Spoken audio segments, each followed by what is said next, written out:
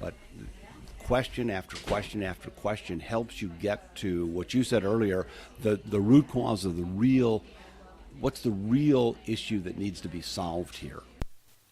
This is the Sales Bible Podcast, episode 214, Selling with the Socratic Method, an interview with Roger Breisch.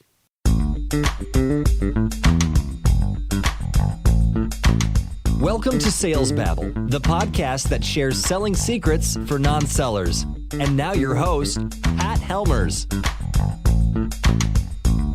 Welcome, Roger. You ready to babble? I am ready to babble. Let's get to it. Roger, we're at the Limestone Coffee House. We are. We should do a shout out to them. One of my favorite places. Anybody is in Batavia, Illinois, they should definitely stop by Limestone. Yeah, and I'll put them in the show notes. I'll make sure that they they get some kudos here, because it's kind of fun. You know, the whole idea of the Sales Babble podcast is it's the emulation of my mind when we're doing Skype calls is that we're meeting at a coffee house and we're chatting, and the listener is just sitting on the side, and they're not asking questions, but they're listening attentively. They are. And the family that owns this place is wonderful, so I love supporting them. Excellent. Actually, I met you. Let's talk about how I met you. I Yes. was at the top 10. I think it was back in January. I think so, yes. You gave a talk on the power of questions. Absolutely. And what I loved about what you talked about was you're all about Socrates and the Socratic Method and all that. And that got pulled into the power of questioning when it comes in the profession of sales, which is what we're all about here. So, In every aspect of life, questions are just much more powerful than statements. you gave some examples that were really terrific. But before we get started, maybe you could tell us a little bit about you. What makes you an expert on this? Boy, I've always been intrigued by questions, but where I've learned the most about it, as you know, that I have spent over 15 years, I spend 4 hours a week answering calls on a suicide hotline. Yep. And there is no place where questions are more powerful and statements are more almost violent than when you're talking to a person who is depressed or suicidal. It's all about questions. It's all about trying to learn about their life so you can help them choose their path forward, because that's the only way in a suicide hotline is the caller has to choose their path forward. We can only get to that by through questions, not through statements. You also host a group that's defined on this. I- It's all about Socrates. I do. There was a book written by Christopher Phillips a number of years ago called Socrates Cafe, and he encourages people to start cafes around the Socratic Method. And we've been doing the one in Geneva, Illinois now for 15 years at least, twice a month. We gather just to explore what we know and what we don't. What was the Socratic Method, or what is it? If I could go back and spend some time with any person from history, Socrates would be the person that I would go visit. Yeah, he's one of my all-time favorites. And might actually be very disappointed in the man. He's kind of maybe a jerk. Maybe. I don't know. Know-it-all. Know-it-all. That's right. So, the answer to your question, what's the Socratic Method? I would begin with a quote that I have heard attributed to Mark Twain. Mark Twain once said, "It ain't what you don't know that'll get you into trouble. It's what you know for sure that just ain't so." And for me, the Socratic Method is all about trying to figure out what it is that we as humans know for sure that just ain't so. Not only individually, but collectively. What are the assumptions? What are the hypotheses that I make in my life that drive my decisions, when in fact they may be incorrect assumptions? There's no place more powerful than that in between a salesperson and a customer. What are the underlying assumptions on the part of both sides of that conversation that suboptimize the final decision? I've always been of the notion that you can't really learn when you're speaking, but you can only really learn when you're listening. That's absolutely true.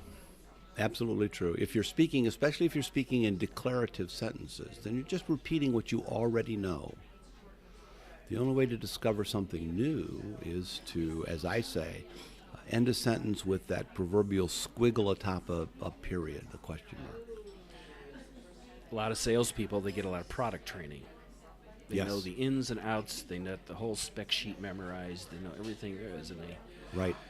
And I've even seen mature, savvy, or supposedly, people who've been in sales for decades immediately fall back on that when you ask them, so what do you sell?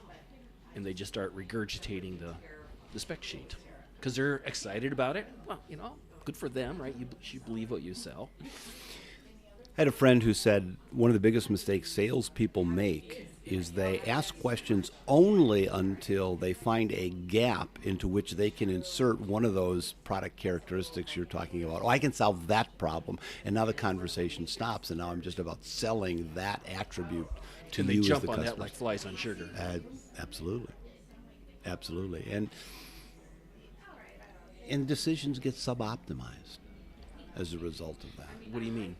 Well, one of the greatest salespeople I ever met was a good old boy down in the Texas oil fields, and he sold catalysts he was selling polymers to the drilling industry. Pat knew his products and the competitive products so well that when he went in to solve a customer problem, he'd really try to figure out exactly what the problem was, and he would recommend the best solution to the customer, whether it's his product or competitive product. Because of that, because the customers so trusted him to give them the best solution, when anybody in the oil fields in Texas were having a problem, they would call Pat first because he was their consultant. Here's my problem. Ask me everything you need to know about that, and then you tell me what's the best product to solve it. And Pat would do that. And Pat's sales numbers were always just right through the roof, year after year after year. I was going to travel with Pat one time, and I was just intimidated that I was going to travel with this incredible salesperson. I thought he would just make me look like a fool. And Pat was the nicest, kindest guy you'd ever want to meet because he was just interested. He was interested in everybody and everything. And of course, when you're interested, how do you show your interest? You show your interest by asking questions. Tell me about yourself. Who are you? The Dale Carnegie thing. One of my favorite, you've probably heard me say this at networking events, one of my favorite questions, instead of, so tell me what you do, is I walk up to people and say, so what animates your life? And it takes people by surprise. But it's that curiosity about who are you and what makes you tick that I think that salespeople need to have with their customers, and in the same way, that voracious curiosity. I'm certainly them that way. That's why I'm in podcasting. Sure, absolutely, because you're curious, you want to know. And as the host of this, I can't help but want to ask questions. It's my job to ask questions. I really dislike these people out there who have guests on and they do all the pontificating. I listen to that and I'm like, shut up, let the guy talk. You got your chance at the top of the hour and at the end of the hour, right? Yes, indeed.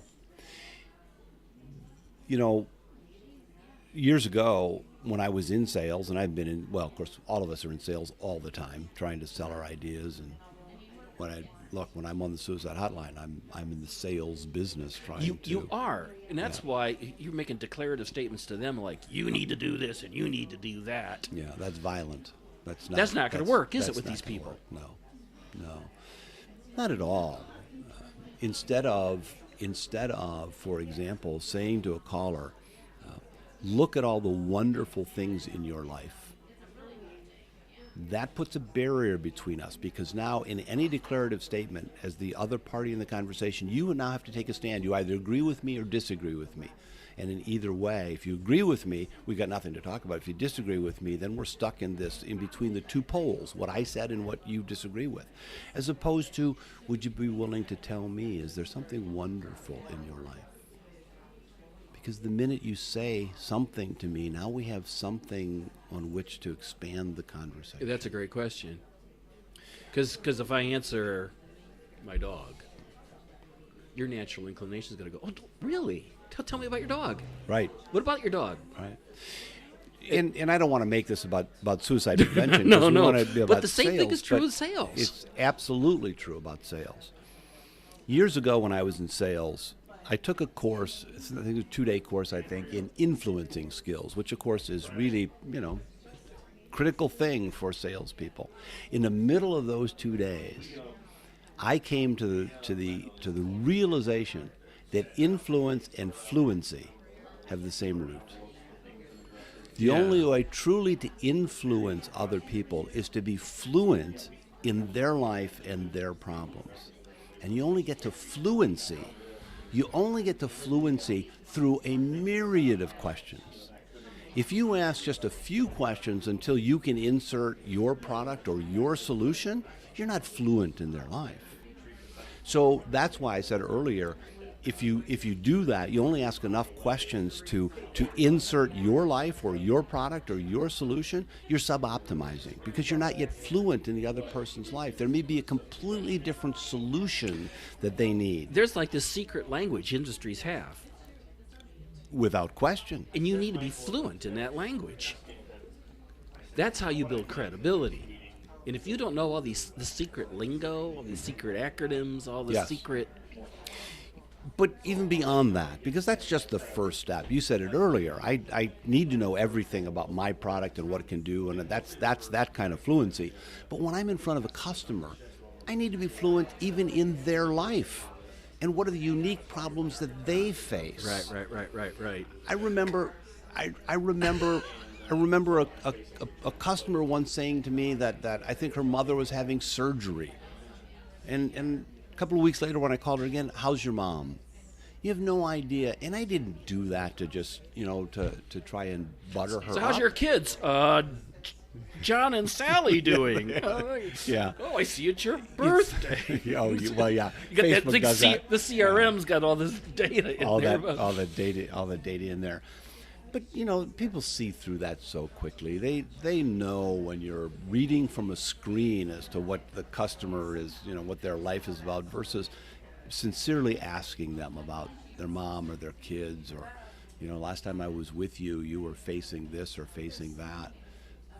It's about a sincere interest in other people and what they face in their life. And that's what I mean by being fluent in somebody else's situation. It's not just the product line and the lingo. You clearly have to have that as a baseline. But beyond that, people are people, and everybody's facing a life that has challenges. It reminds me of the quote that it's not B2B and it's not B2C, it's P2P. No. Person to person. Person to person. Yeah. Absolutely. Or human to human, H to H. H to H. You had some exercises on how to ask questions. I believe you had, there was something along the lines where try this or try that. Do you remember what those were? Well, there were a couple that I really Maybe liked. you could share them with the listeners here today. Absolutely, and these actually come from a book, to give credit. There's a book called A More Beautiful Question by Warren Berger, which is a book I highly recommend. So these aren't specifically sales related, but I love some of these ideas. Every company has a mission statement. There's a problem with mission statements. They sound grandiose. They can sound like you sometimes already accomplished your mission and now you're just gliding. He says, why not a mission question, for example? Instead of, we are the best technology firm in the Chicago area, why not a mission like, so what do we have to do next in order to become or continue to be the best technology company in the Chicago area or the world? So that's one that I like, is what's the power of a mission question instead of a mission statement? The other thing I like about that is that you're living in possibility, as opposed to you're living in a defined, what do I want to say, a limited definition of what that is. When you're asking a question, you're living in a greater possibility than that. But as we started this podcast, the thing that I say again and again and again is that questions open up new possibilities. Statements close them down. Yeah. And that's exactly what we're talking about here. So Gotcha. Why not a mission question as Mission opposed question. to... The other thing that, and he does many things in this book, which I really, really love, but he also talks about brainstorming. And we all do brainstorming, and brainstorming's got a lot of value to it to get people into a room and create new ideas. But there are some challenges to that as well. For me to make a statement can be intimidating because it's so easy to correct or criticize a statement as to what we should do. He says, why not question storming? Get into a room and here's the issue. What are the 50 or 75 questions that we have related to this?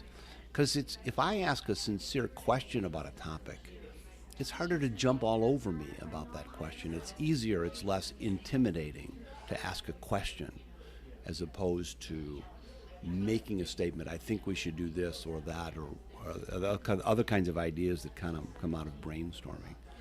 I love that idea as well. Other ways to use the power of questions in a business environment. I love that. And I can see building affinities around that, because some people may be asking the same questions over and over, and we see this, like, you start seeing a trend. I like that. Again, questions have the possibility of opening up entirely new futures. Statements tend to close them down. You said something, too, and I wanted to pick up on, but you were on a roll. I didn't want to stop you. I'm just after my wife. I'm always on a roll, and she would love to stop me more often. Well, you said that salespeople have a tendency, once they ask enough questions, they feel like they got something. It's like a ledge, and they immediately grab onto it. Right. And I'm just going to pound on that wedge. And As opposed to, let's just keep asking questions and find out maybe there's something even else in my bag that I have they might want. Or maybe there's actually a bigger issue that they have, a bigger challenge or a desire. Could be both directions, right? Could be a pain, it could be a desire. And not keep digging into that. And I think that's a big mistake that sellers make. Many years ago, I was working more in operations and manufacturing and quality management. And one of the techniques we used there is to ask why 5 times. So you're out in the factory floor. Well, the machine stopped. Well, why? Well, there's an oil leak over here. Well, why? Well, because the machine has been maintained in 5 years. Well, why? It's by asking question after question after question, and why, asking why 5 times is a valuable way to get to root cause. Yep. So the machine has stopped, because we just really need to completely revamp our maintenance schedule. It's not because of the oil leak, it's not because of the real root cause. We could keep this machine up and running more frequently if we just completely revised our preventative maintenance schedule, or who knows what else. Maybe we need a new piece of equipment or whatever. But question after question after question helps you get to what you said earlier, the root cause of what's the real issue that needs to be solved here. When I was a teenager, I used to work for a marketing company. And I was one of those people in the mall with the clipboard, and I would ask stuff about, do you eat rice? And what do you like about rice? And they taught us to keep asking, what else? Sure. What else? Sure. Over and over until there was no more, until they said, I got nothing. And you are spot on. Sometimes it's the third or fourth answer, not the first one that comes to mind. The more they kind of reflect on that, just like what you're talking about on this manufacturing floor, it wasn't you get to the 4th, 5th, 6th, what else? Or why, in your case. Right. Does Sure. the real issue It's the real present issue itself. come out. Right.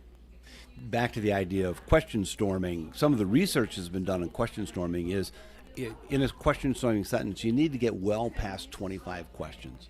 You need to get to 50 or 75 questions in a room before you get to some of the really, really interesting issues.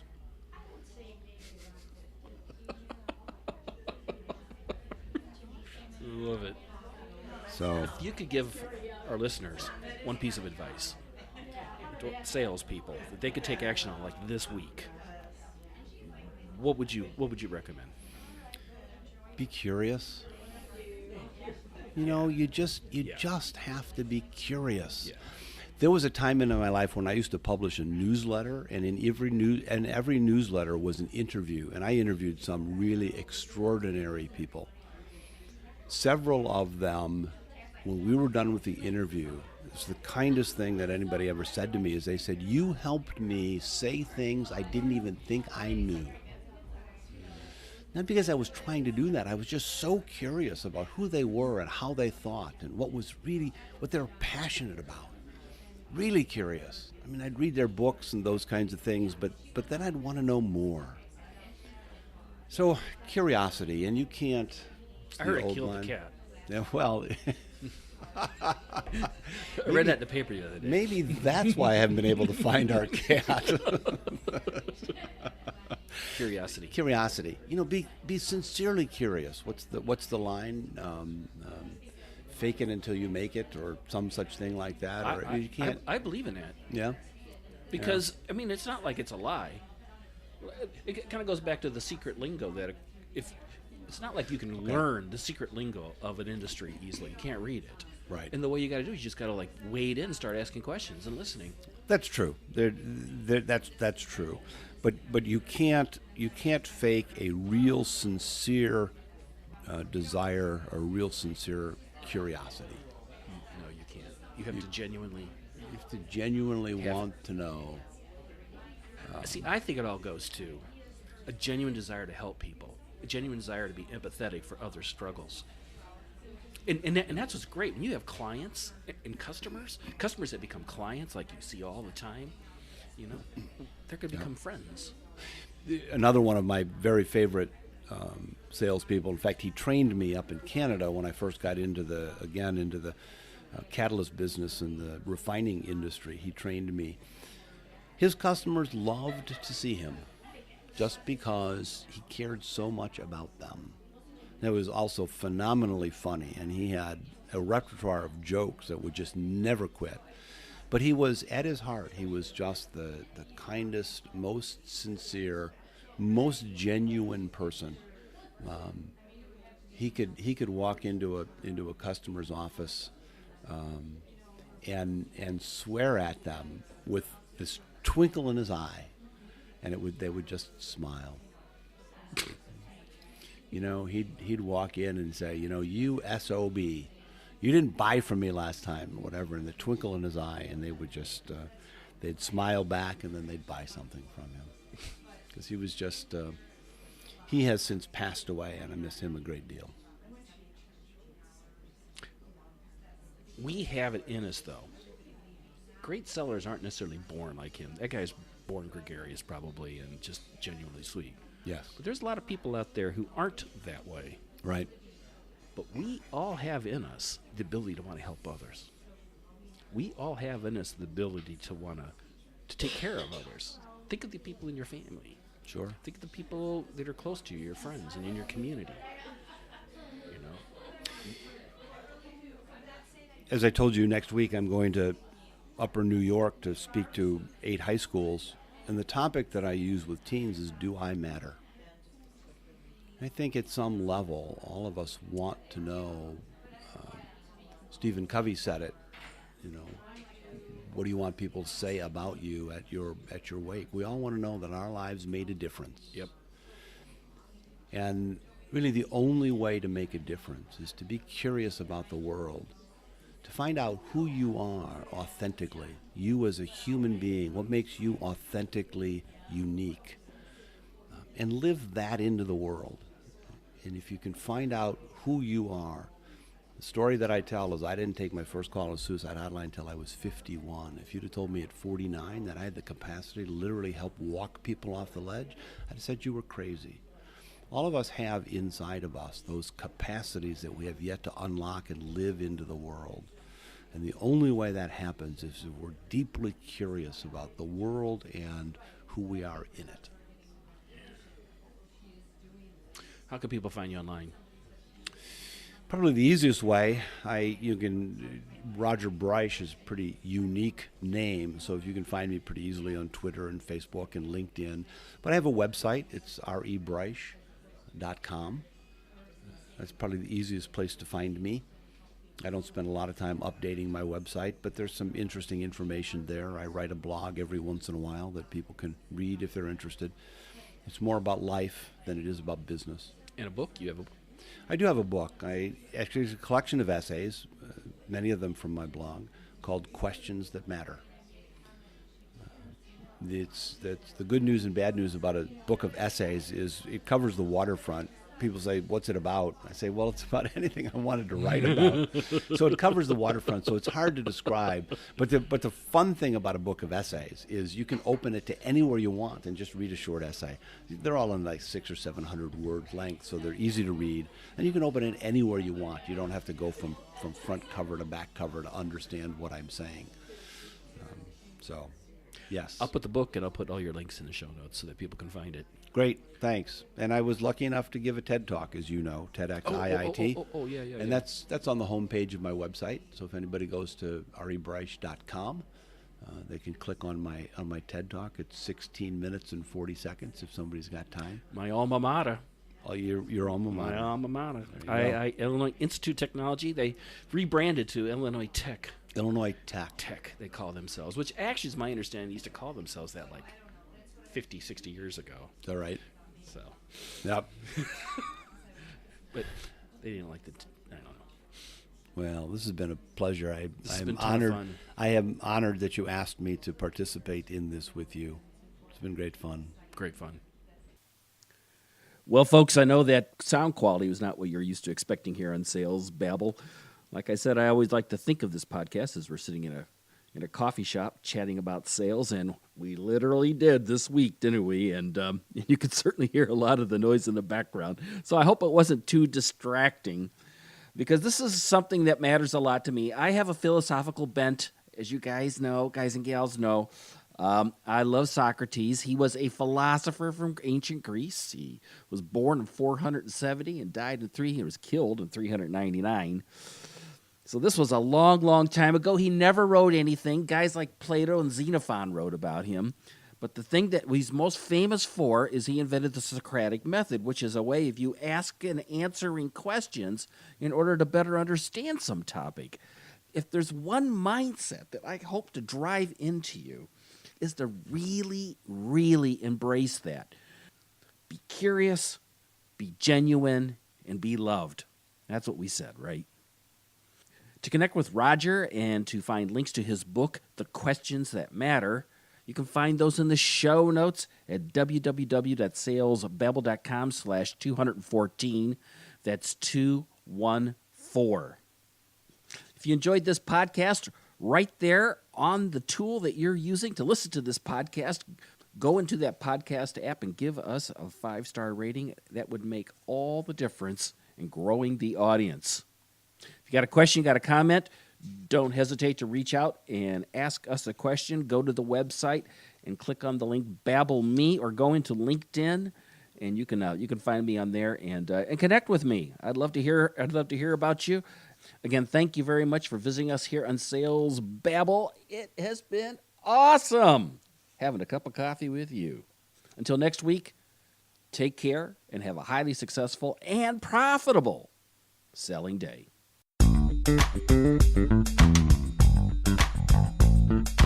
Thank you for listening to the Sales Babble podcast. Find us at www.salesbabble.com.